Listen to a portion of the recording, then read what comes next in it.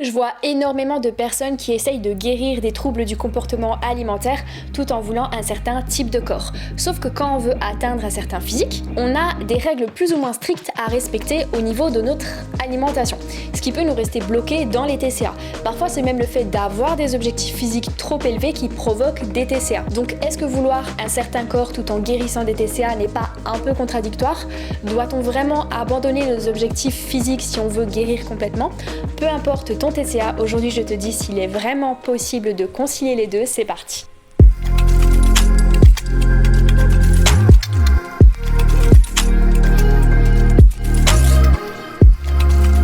On voit beaucoup de filles sur les réseaux nous montrant la transformation de leur corps entre le moment où elles avaient des TCA et aujourd'hui où bien souvent elles ont réussi à avoir un corps de ouf grâce à la musculation ou je ne sais quel autre sport. Et bien souvent ces influenceuses sont des modèles pour les filles qui ont des troubles du comportement alimentaire. Peut-être même que tu as déjà essayé d'avoir le même corps que d'une de ces influenceuses ou pas encore. Et dans ce cas, j'arrive à temps pour pouvoir t'en empêcher. Le fait de concilier TCA et objectifs physiques va dépendre premièrement d'où est-ce que tu en es dans les TCA, c'est-à-dire s'ils sont très intenses ou non, et deuxièmement de tes objectifs physiques, à savoir s'ils sont plus ou moins élevés. Donc tout d'abord, je vais te parler de la perte de gras quand on a des TCA, de la prise de muscle, puis je t'expliquerai comment est-ce que moi j'ai fait pour passer de ça à ça. Le plus gros problème quand on a des TCA est que l'on mange soit trop, soit pas assez. Et bien souvent, la peur de grossir ou simplement celle de trop manger va provoquer une restriction alimentaire.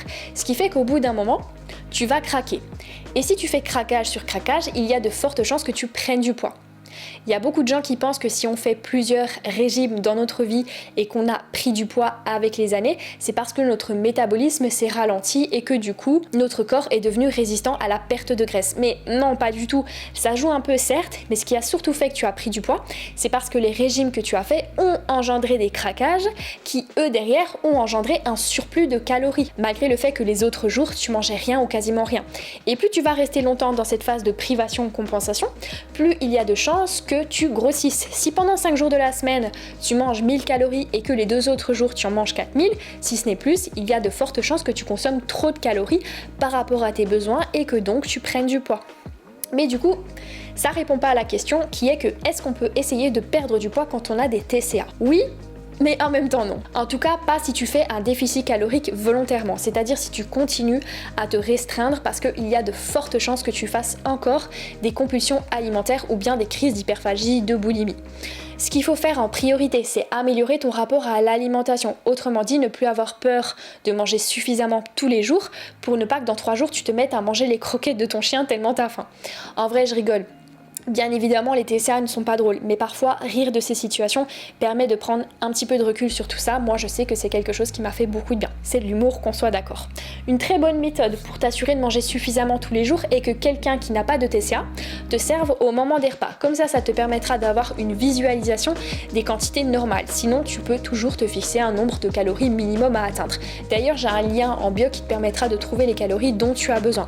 C'est un petit peu approximatif, certes, mais c'est déjà une bonne base pour commencer si tu n'as aucune notion de combien de calories tu as besoin. Après, bien évidemment, le meilleur moyen de savoir tout ça est de te faire aider directement par un coach, une diète ou une nutritionniste. Peut-être qu'il y a des jours où tu auras du mal à finir ton assiette parce que tu penses que tu as mangé assez. Mais pose-toi la question de savoir si c'est pas juste parce que tes sensations de faim et satiété sont complètement déréglées. Auquel cas, je te conseille de te forcer à finir, comme ça tu es certaine que tu manges assez pour ne pas avoir envie de craquer derrière.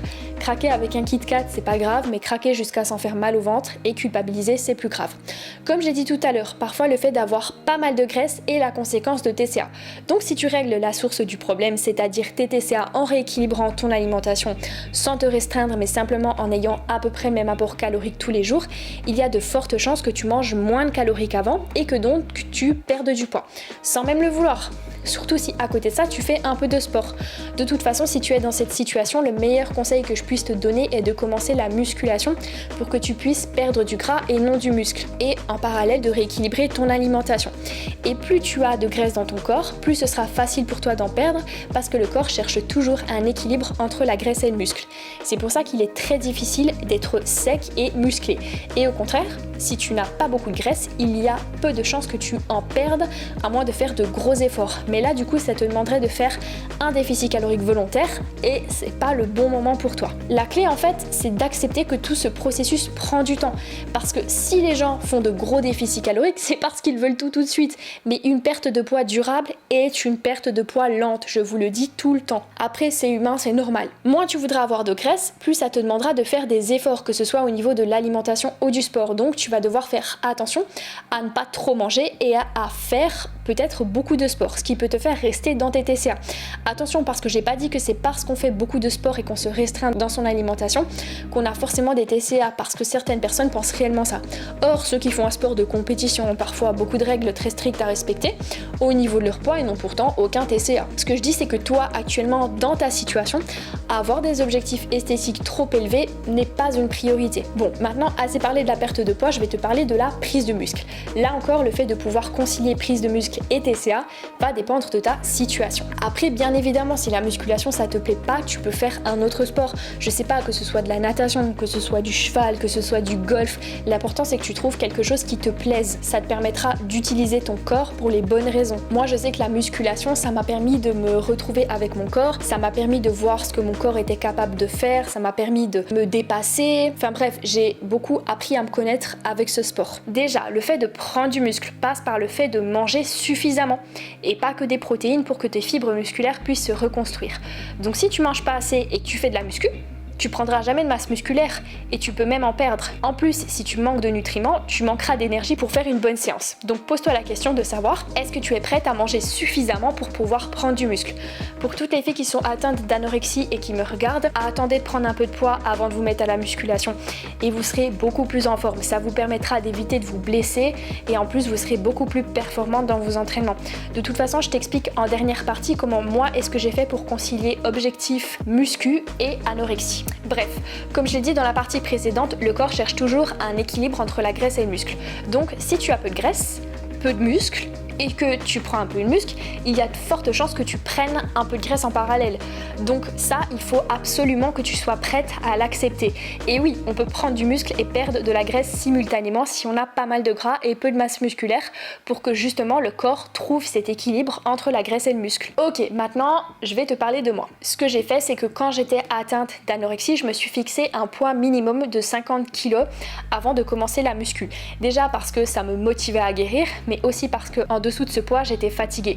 Par la suite, je suis passée par des phases de prise de masse sèche, des prises de masse, des sèches, bref, des phases où j'ai dû accepter de prendre un petit peu de gras par moment. Sinon, j'aurais jamais pu prendre de masse musculaire parce que j'étais déjà assez sèche à la base. Ce qui veut dire que j'ai pris du muscle en acceptant de prendre un petit peu le gras qui va avec, puis perdu ce gras avec une sèche, puis prendre à nouveau du muscle en acceptant de prendre du gras. Bref, il m'a fallu très longtemps avant d'être comme je suis aujourd'hui, c'est-à-dire assez musclée avec pas trop de gras.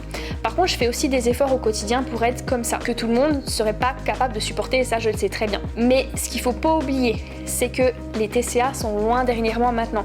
Et c'est peut-être pareil pour toutes les influenceuses dont tu t'inspires.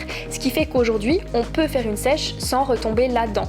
Puisque quand on a passé ce cap des TCA, généralement, on a appris comment fonctionne notre corps, on a compris certaines choses qui sont à faire et à ne pas faire. D'ailleurs, s'il y a une influenceuse dont tu adores le corps et que tu voudrais avoir le même, tu le sais peut-être pas, mais il se peut qu'elle mange très très peu pour conserver ce physique, ou bien qu'elle fasse énormément de sport sans le dire à ses abonnés. Donc, sans que tu le saches, elles peuvent être en très mauvaise santé. Donc, attention. Pour finir, fais attention à ne pas avoir des objectifs trop élevés encore une fois, auquel cas tu pourras jamais concilier ça avec la guérison de tes TCA.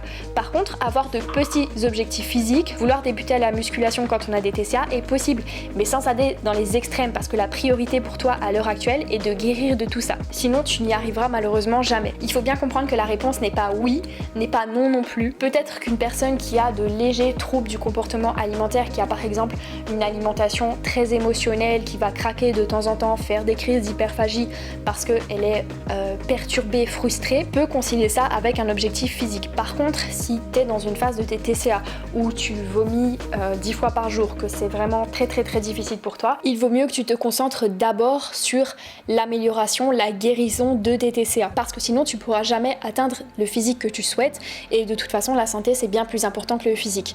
Donc voilà, n'hésite pas à me dire toi en commentaire ce que tu en penses, dans quelle phase des TCA tu en es, est-ce que tu tu penses qu'on peut concilier ça avec un objectif physique. Je suis très curieuse de savoir ton avis et je te dis à très vite dans une prochaine vidéo comme d'habitude. Ciao.